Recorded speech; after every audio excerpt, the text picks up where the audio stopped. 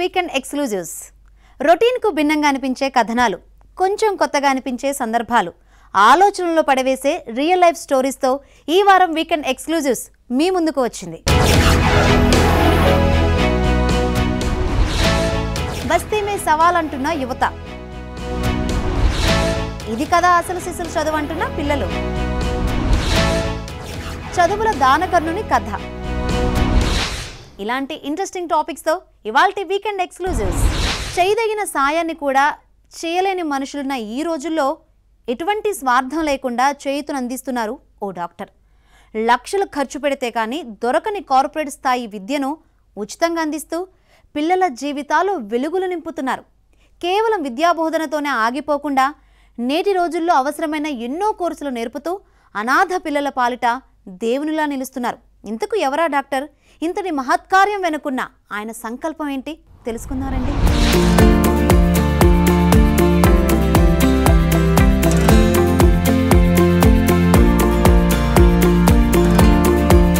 ఆయన ఒక డాక్టర్.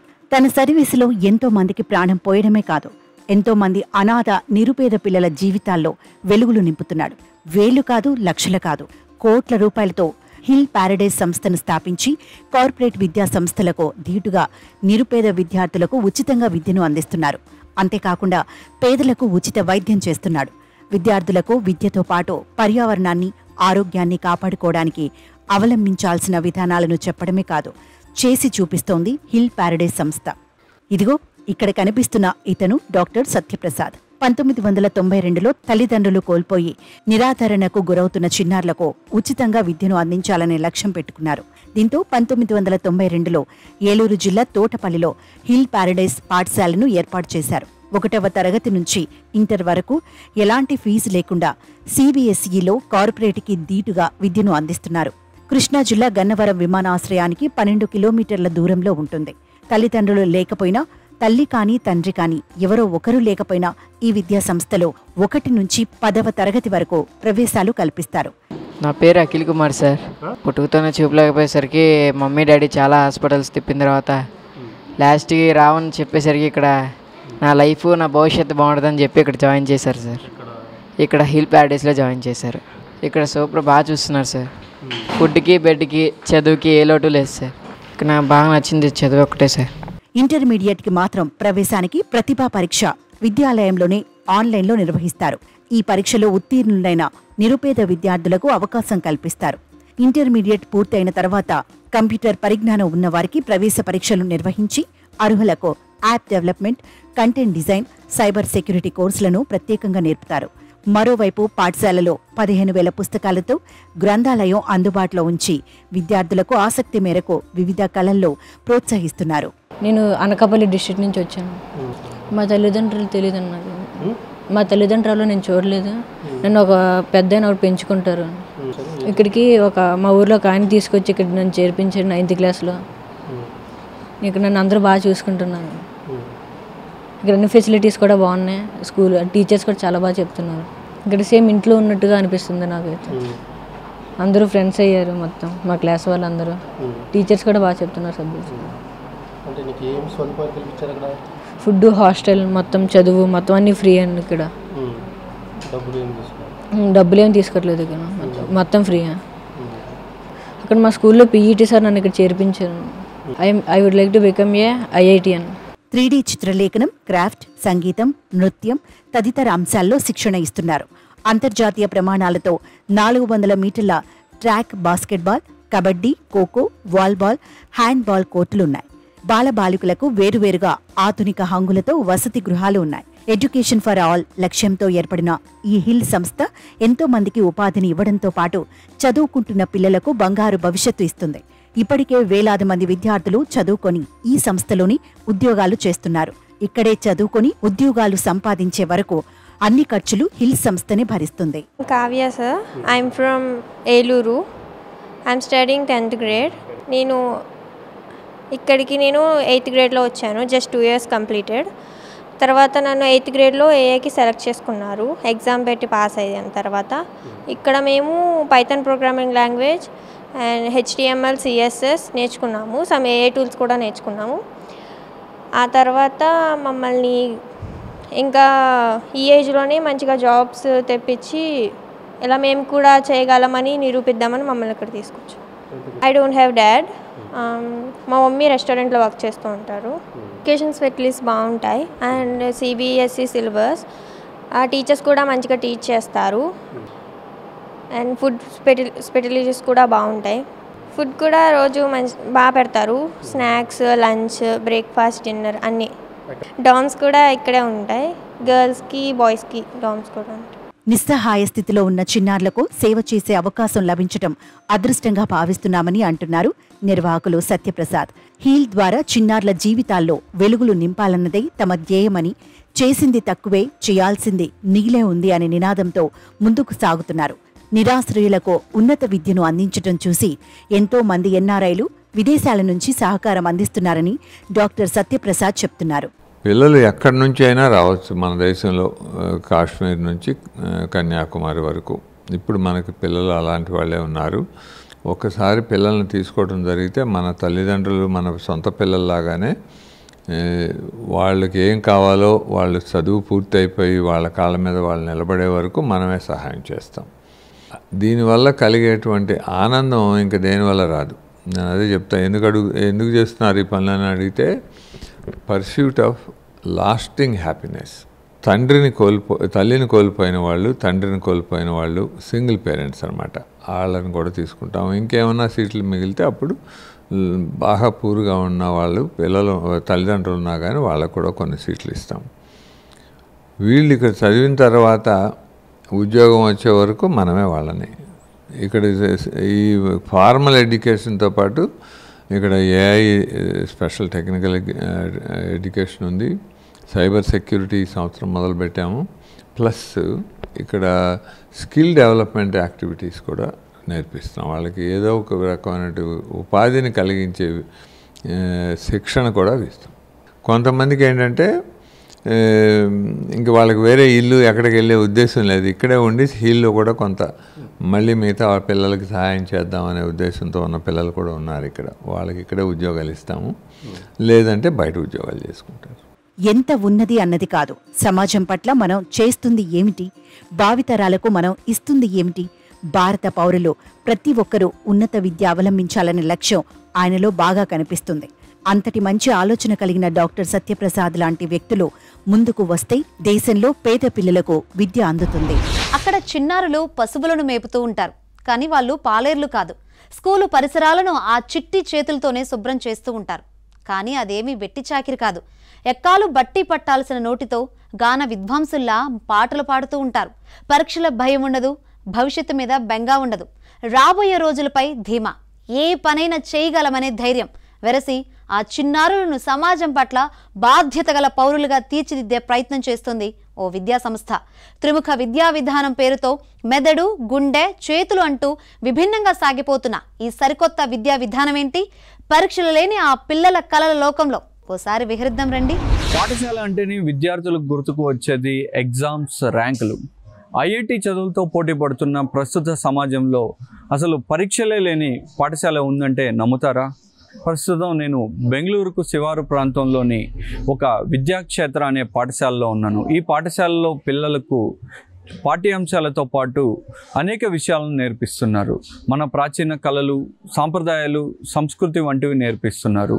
వ్యవసాయం ఎలా చేయాలి అనే విషయాలను చిన్నపిల్లల నుంచే వారికి ప్రాక్టికల్గా చేయిస్తూ నేర్పిస్తున్నారు. మన ప్రాచీన కళలను, అలాగే ప్రాచీన చేతి వృత్తులను ఇక్కడే నేర్పిస్తూ కూడా విద్యా వ్యవస్థను పూర్తిగా కూడా డిఫరెంట్ వేలో తీసుకెళ్తున్నారు. బెంగళూరు నగర శివారు ప్రాంతంలో విద్యాక్షేత్ర అనే పాఠశాలలో భిన్నమైన విద్యా విధానాన్ని అమలు చేస్తున్నారు. జర్మనీలో 15 ఏళ్ల పాటు ఐటీ ఉద్యోగిగా పనిచేసిన మునీత్ దిమాన్ అనే వ్యక్తి బెంగళూరు వచ్చి ఈ పాఠశాలను నిర్వహిస్తున్నారు.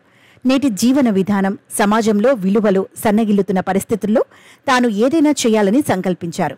2010లో స్వదేశానికి తిరిగి వచ్చిన మునీత్ దిమాన్ అనేక పాఠశాలలను పరిశీలించి విద్యా వ్యవస్థలో మార్పులు రావాలని భావించారు. ఇందులో భాగంగా మునీత్ ఈ విద్యాక్షేత్ర అనే పాఠశాలను ప్రారంభించారు. ఈ పాఠశాలలో పిల్లలకు ఒత్తిడి లేని బోధనాంశాలతో పాటు సనాతన విలువలు, సంప్రదాయాలను నేర్పిస్తున్నారు. Children in the childhood how they learn and what they learn is what forms their life's foundation. Today, most of our education that we have is completely based on just on 3 subjects: math, science and English. Now there is nothing wrong with math, science and English, but only math, science and English for every child is not right. There are children who we need in society to become farmers, some to become weavers, some to become engineers, doctors. We need painters, we need architects. So there is a lot of professions that a society needs for stability. But that is not the case for today's education is addressing. We have created our own curriculum of more than 250 experiments of science. They study maths and geometry. They study history and geography. And 3 languages: Sanskrit, Kannada and English over here. If a similar Gurukulam comes in Andhra or in Telangana, then the language will be Telugu, the mother tongue. But here it's Kannada and Sanskrit and English language. Apart from this, they all play, they do swimming and they learn Kalaripayattu, which is a martial art of our country. సిటీల్లో పెరిగే పిల్లలకు సంస్కృతి సంప్రదాయాలపైన అసలు అవగాహన ఉండడం లేదు. అంతేకాక తల్లిదండ్రులిద్దరూ busy లైఫ్లో పిల్లల్ని ప్లే స్కూళ్లకు పంపేస్తున్నారు. దీంతో చిన్న వయసులోనే స్ట్రెస్ ఫీల్ అవ్వాల్సిన పరిస్థితి ఏర్పడుతోంది. ఈ నేపథ్యంలోనే విద్యాక్షేత్రలో శిశువాటికను ఏర్పాటు చేశారు. 4 నుంచి 6 ఏళ్ల చిన్నారులు ఇక్కడ ప్రకృతి ఒడిలో సేద తీరవచ్చు. చెట్లు మట్టితో ఆడుకునేలా ఏర్పాట్లు చేశారు. 6 ఏళ్ల వయసు వరకు వారికి పద్యాలు, పాటలు, ఆటలతో గడిపేలా వ్యవస్థను రూపొందించారు. ప్రస్తుతం మనం శిశువాటిక ప్రాంతంలో ఉన్నాం. ఇక్కడ అంతా కూడా విద్యాక్షేత్రాల్లోనే ఈ శిశువాటిక కూడా ఉంది.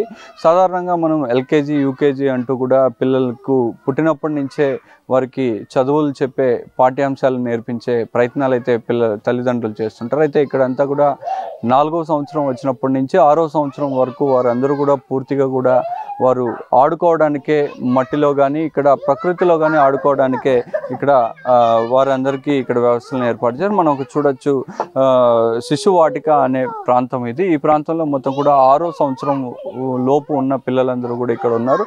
వారందరూ కూడా చాలా పిల్లలతో అందరూ కలిసి ప్రకృతి ఒడిలో కూడా ఆడుకుంటున్నట్టుగా కూడా ఉంది.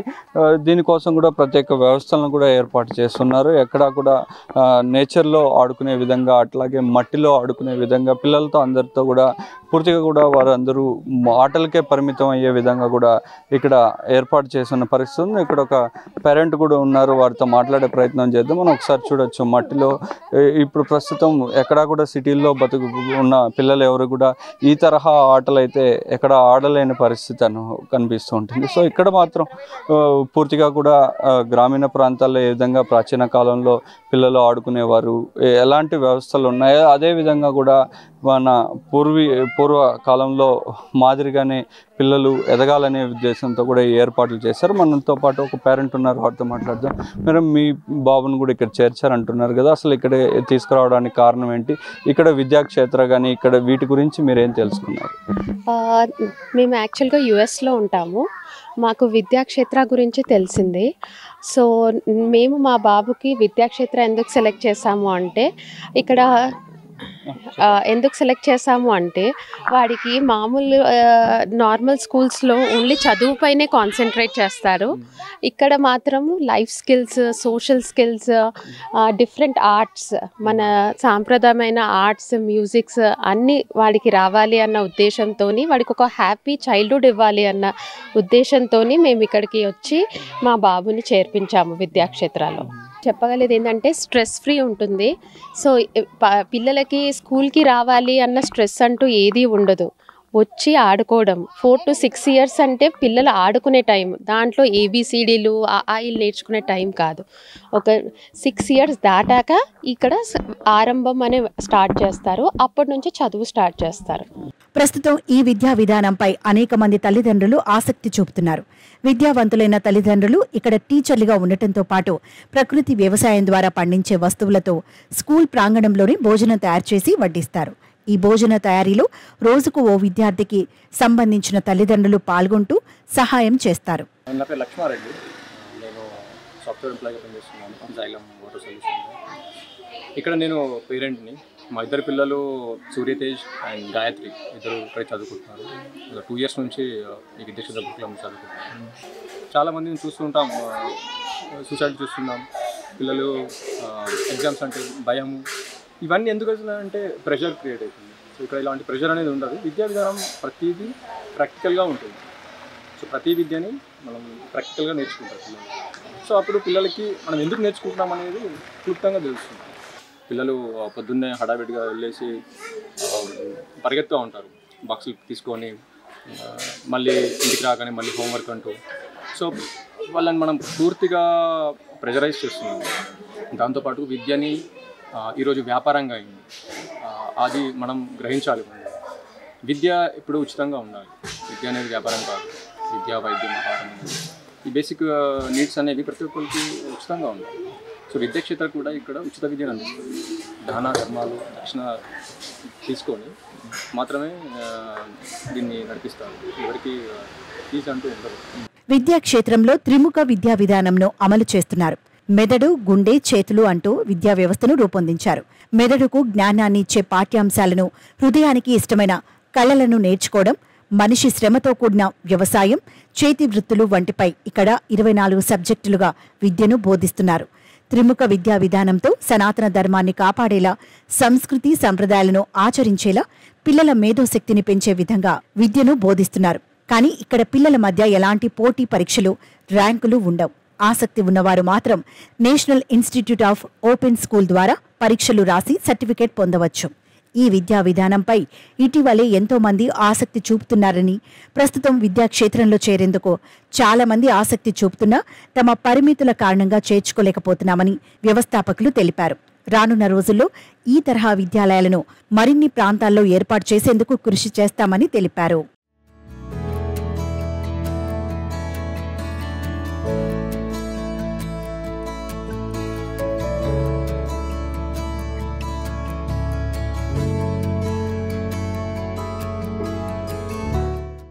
రెజ్లింగ్ ఈ ఆట ఎంతో ప్రాచీనమైనది. అయితే ఈ ఆటకు కండలు తిరిగిన దేహం ఉంటే సరిపోతుంది అనుకుంటారు. కానీ అది పొరపాటు.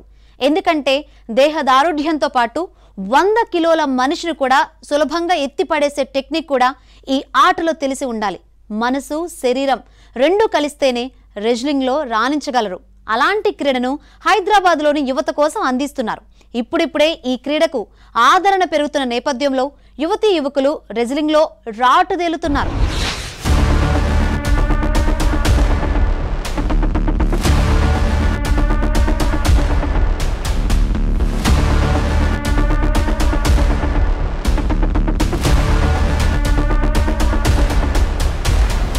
హిందీలో పెహల్వాన్, ఇంగ్లీష్లో రెజ్లింగ్, తెలుగులో కుస్తీ.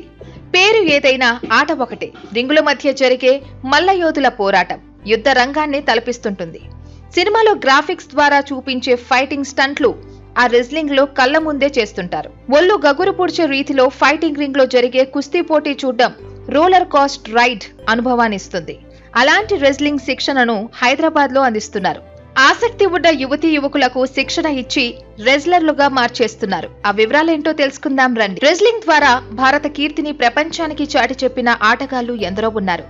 బజరంగ్ పూనియా, వినేష్ ఫోగట్, సాక్షి మల్లికలు ఈ క్రీడలో ప్రపంచ స్థాయిలో పతకాలు సాధించి దేశానికి పేరు తెచ్చారు.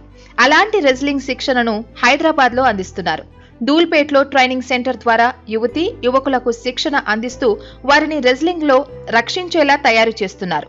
ఇప్పటికే ఇక్కడ శిక్షణ తీసుకున్న చాలా మంది పలు పోటీల్లో బహుమతులు సాధించారని ట్రైనర్లు చెబుతున్నారు.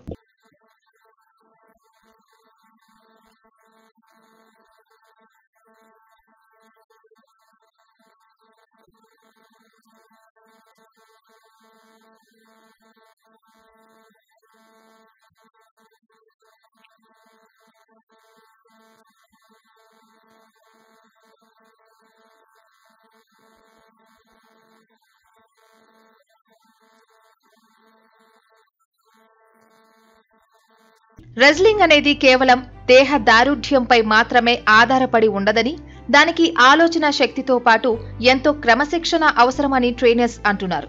ఒక్కో కుస్తీ పట్టుని దాదాపు 300 సార్లు ప్రాక్టీస్ చేస్తే గాని ఆ క్రీడలో రాణించలేమని వారు చెబుతున్నారు. ఆహారం విషయంలోనూ చాలా కఠినమైన డైట్ పాటిస్తారని, అప్పుడే వారు రెజ్లింగ్ రాణించగలుగుతారని అంటున్నారు.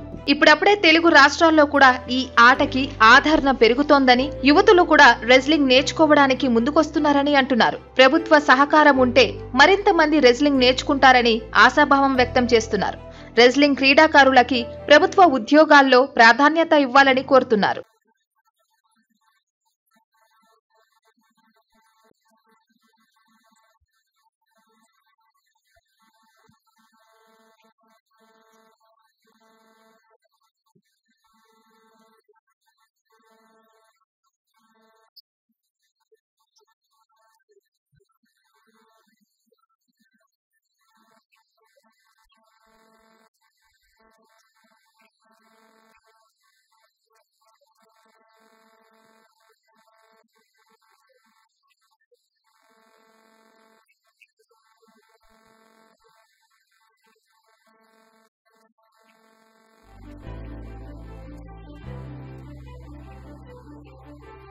ఈ రెజ్లింగ్ నేర్చుకోవడానికి చిన్న పిల్లల నుంచి యువతీ యువకుల వరకు ఆసక్తి చూపిస్తున్నారు. తల్లిదండ్రుల ప్రోత్సాహంతో యువతులు సైతం ఈ ట్రైనింగ్ సెంటర్లో శిక్షణ తీసుకుంటున్నారు.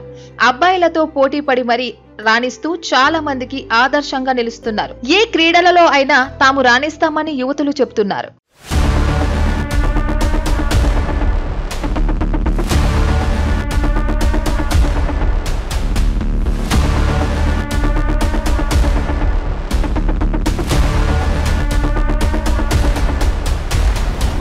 ఇది ఈ వారం వీకెండ్ ఎక్స్క్లూజివ్స్.